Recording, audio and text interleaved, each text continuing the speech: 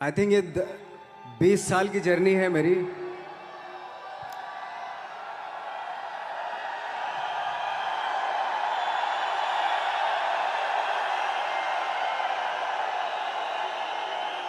ऐसे ही ऐसे जब 20 साल पहले मैं खड़ा हुआ था ऐसे किसी ऑफिस में जाके, तो मुझसे पूछा गया था कि क्या है। किसी डायरेक्टर के असिस्टेंट ने पूछा था क्या है।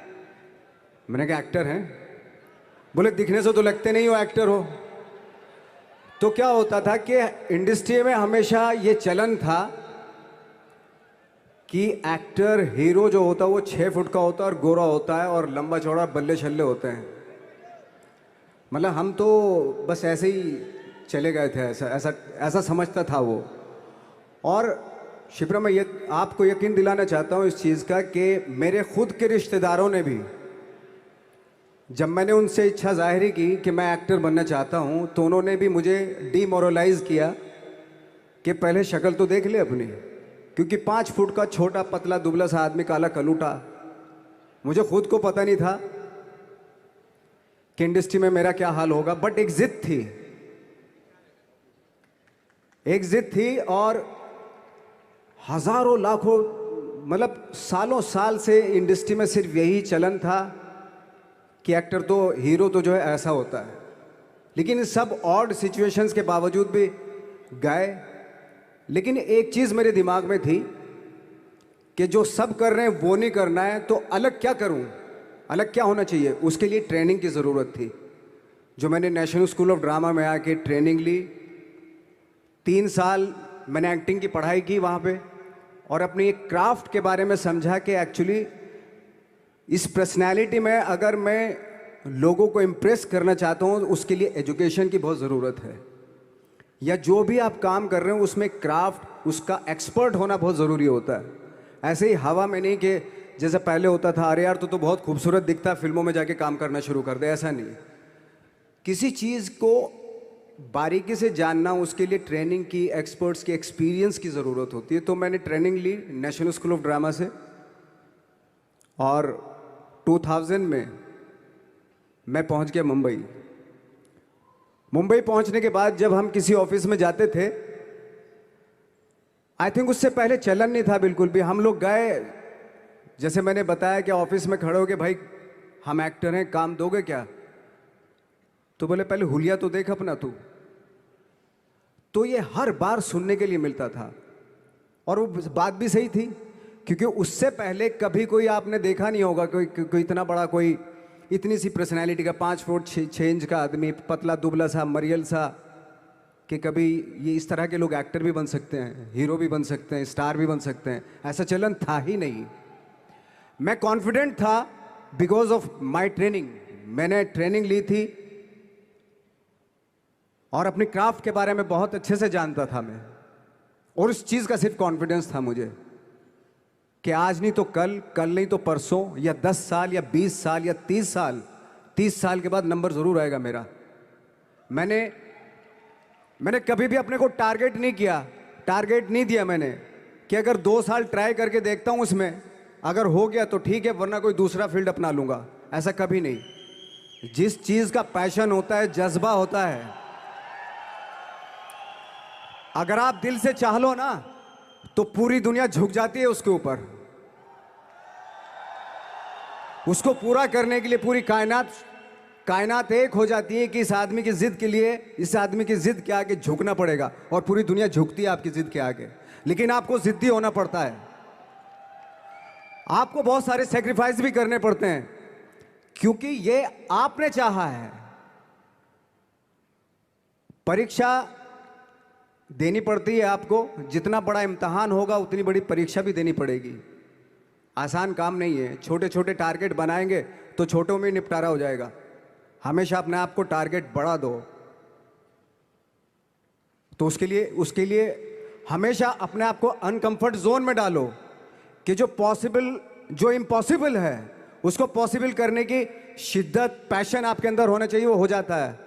आज जो दुनिया में इतने सारे एक्सपेरिमेंट हुए हैं, ये सिर्फ इसी बिना पे हुए हैं, पागलपन के जरिए ही हुए हैं ये सारे एक्सपेरिमेंट। एक मैंने कहीं सुना था कि जब आप एक्सपेरिमेंट करते हैं तो फेलियर भी होते हैं, कई बार फेलियर होते हैं। कोई एक एक्सपेरिमेंट करने के लिए, कोई एक चीज़ करने के लिए बहुत बार हमने भी झेला है, बहुत बार फेलियर हुए हम लोग।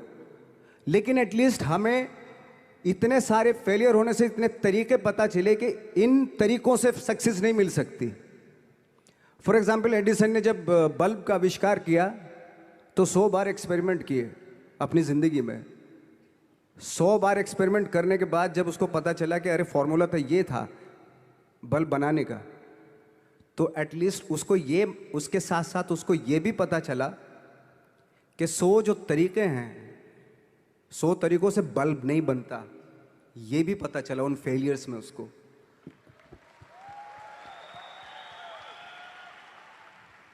जब हम लोग मुंबई आए तो हमें मालूम था हमारे पास पर्सनैलिटी नहीं है, हमारे पास बैक नहीं है, या हमारे फादर दादा परदादा तो फिल्म इंडस्ट्री में है नहीं, हम ही हैं।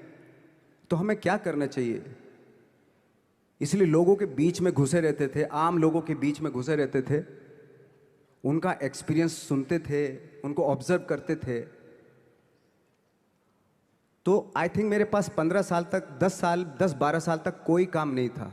जैसे आपने बताया कि बहुत ही 10-10 सेकंड के रोल करके घर में आके बैठ जाता, पूरे साल खाली बैठे रहते थे हम लोग। लेकिन एक चीज़ थी कि लोगों के बीच में रहते थे। लोगों के बीच में रहने से ये एहसास हुआ हमें कि तरह तरह के लोग हैं, लेकिन हमारी इंडस्ट्री में सिर्फ एक ही तरह की एक्टिंग होती है। हजारों करोड़ों लोग हैं इस दुनिया में, लेकिन एक्टिंग सिर्फ एक ही तरीके से होती है हमारे यहाँ।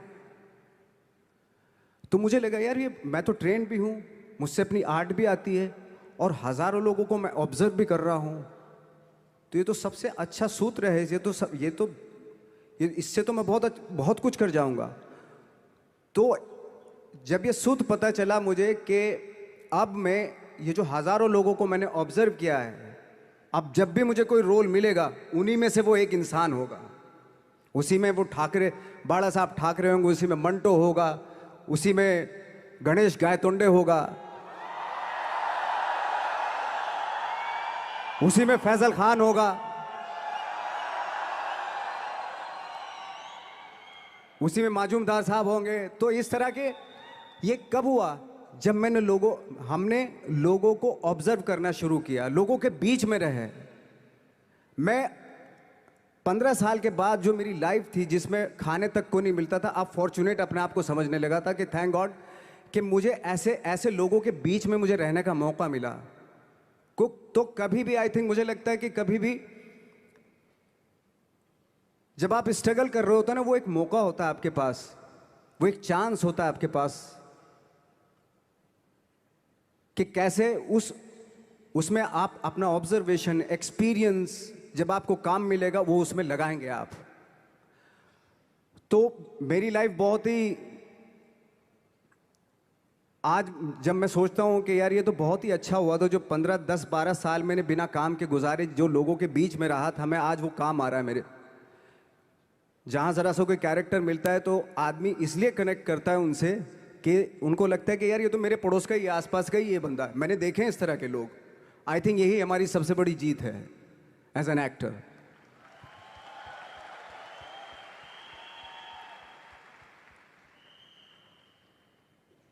ऑफ कोर्स स्ट्रगल में बहुत सारी चीज़ें सेक्रीफाइस करनी पड़ती हैं, क्योंकि खुजली आपको हुई है, आप ही को मिटानी पड़ेगी। यू नो, आप जो आप हैं वो आपने बनना चाहा था, और अगर डिसअपॉइंटमेंट आ रहे हैं तो आप तो कंप्लेन भी नहीं कर सकते, क्योंकि आप ही ने चाहा था ये बनना।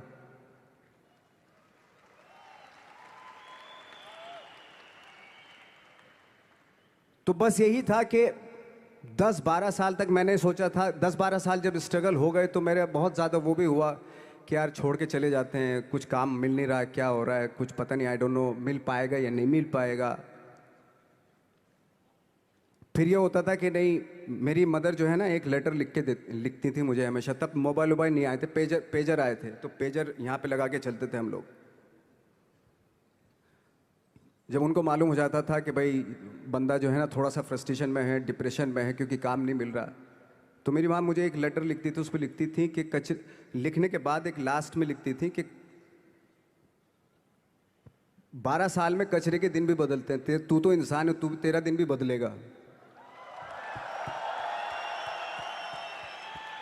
तो उन सब चीज़ों को देख के कोई एक शेर, कोई एक कोटेशन, कोई इस तरह की जो मोटिवेट करती हैं जो लाइंस आपको, उनका रहना, उन पे बिलीव करना बहुत ज़रूरी होता है, क्योंकि वही चीज़ आपको मोटिवेट करती हैं आगे बढ़ाने के लिए। और जब ख़राब वक्त होता है आपको वो लाइंस, वो पोएम्स, वो